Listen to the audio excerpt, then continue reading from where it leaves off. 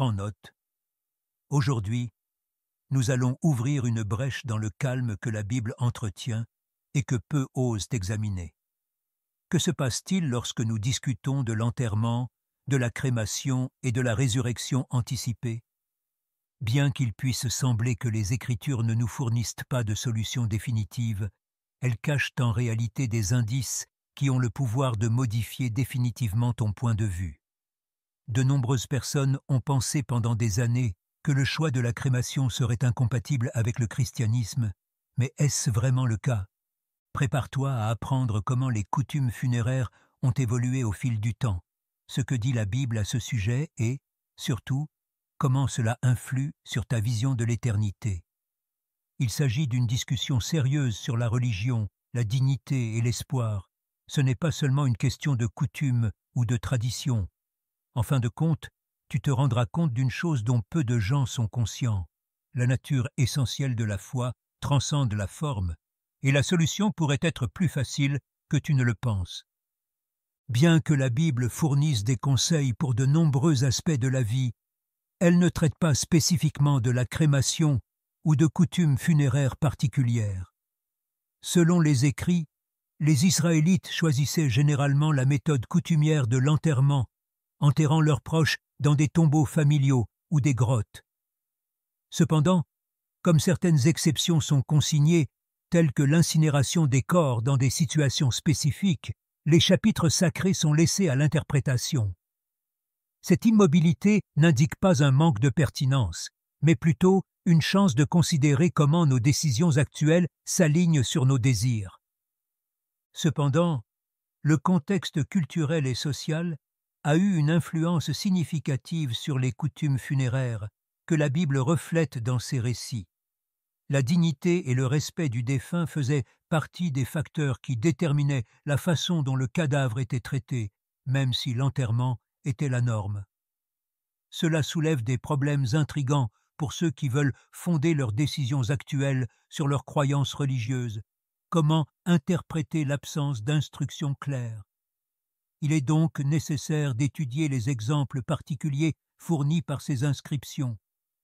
La Bible décrit des cas où la crémation a été utilisée tout en restant discrète sur les coutumes funéraires universelles. L'un de ces cas est l'incinération des cadavres du roi Saül et de ses fils par les vaillants habitants de Jabesh-Gilead, 1 Samuel 31, 11, 13. Cette action était un geste pour protéger la dignité et empêcher les Philistins de profaner les morts, et pas seulement un geste pragmatique. Cette histoire montre comment, dans certaines circonstances extraordinaires, la révérence envers la dépouille mortelle a pris le pas sur les pratiques funéraires habituelles. Akan et sa famille en sont un autre exemple. Ils ont été lapidés puis brûlés pour leur désobéissance. Josué 7, 25. Dans ce cas, le brûlage a été effectué comme une réaction symbolique à leur péché plutôt que comme un rite funéraire. Ces textes démontrent que l'objectif du traitement du corps était plus important que la technique. Cela nous incite à réfléchir à la façon dont l'enterrement et la crémation sont compris dans le contexte du christianisme, en particulier à la lumière de l'attente de la résurrection. N'oublie pas d'aimer cette vidéo si elle t'inspire à réfléchir. Pour que davantage d'individus se familiarisent avec ces concepts et grandissent dans leur foi, ton aide est cruciale. Nous aimerions également connaître ton avis sur les sujets que nous avons abordés jusqu'à présent. Comme nous continuons à examiner comment nos opinions sur la crémation et l'enterrement sont influencées par notre croyance en la résurrection, merci de laisser une remarque. Quel que soit l'état de la dépouille, la conviction que Dieu a la capacité totale de ressusciter les morts est la pierre angulaire de la foi chrétienne. La promesse divine de résurrection perdure, qu'un corps ait été incinéré ou enterré et finalement transformé en poussière. Cette perspective, qui trouve ses racines dans les Écritures, permet de rappeler que le caractère de Dieu surpasse les limites humaines et qu'aucun détail physique ne peut arrêter son dessein éternel.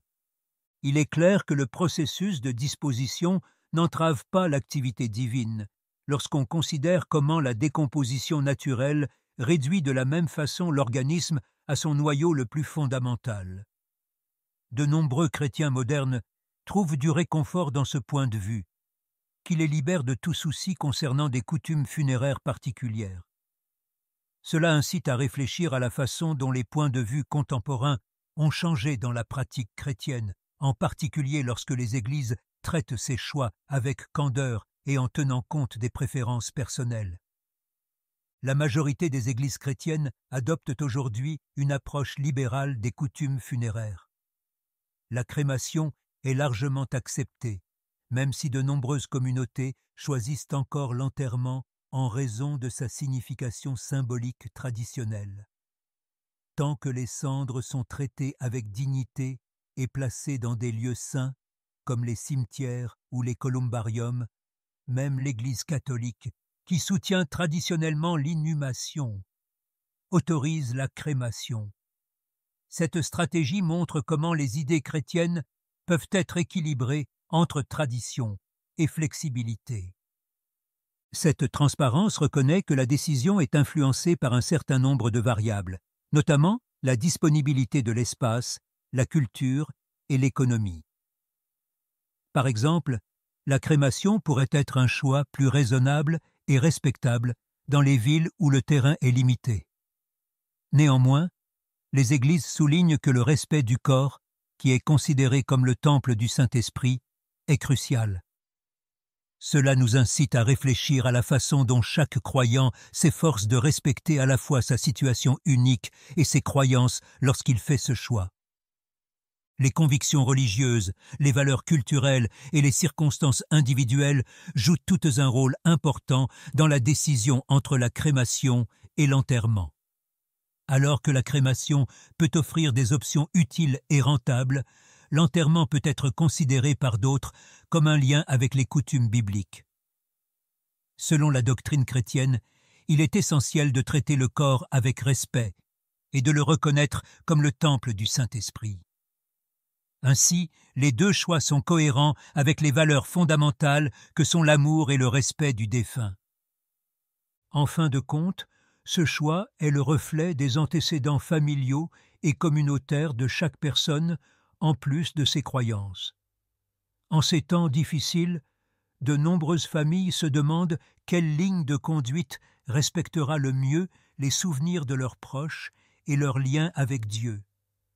Même s'il peut être difficile, ce processus peut aussi être l'occasion de réfléchir à ce qu'implique la vie éternelle et la résurrection promise. Les croyants peuvent ainsi se reposer sur leur laurier en sachant que leurs choix sont éclairés à la fois par une vision spirituelle et par la foi. Le choix t'appartient désormais, puisque tu comprends mieux ce que dit la Bible au sujet de la crémation, de l'enterrement et de la résurrection. Cependant, j'ai une question à te poser. As-tu réfléchi à la façon dont tes décisions s'alignent sur tes croyances et tes principes? Garde à l'esprit que l'objectif et la révérence pour le corps en tant que temple du Saint-Esprit sont plus importants que la technique. Quel choix, à ton avis, respecte le mieux ton cheminement spirituel? Pourquoi ne pas laisser une remarque si ces connaissances ont changé ta façon de penser? Nous voulons apprendre ensemble et entendre ton point de vue. En outre, n'oublie pas d'activer les alertes et de t'abonner à notre chaîne, afin de t'aider à approfondir ta foi et à faire des choix plus réfléchis. Nous continuerons à examiner ces questions importantes d'un point de vue chrétien. À bientôt dans les prochaines vidéos.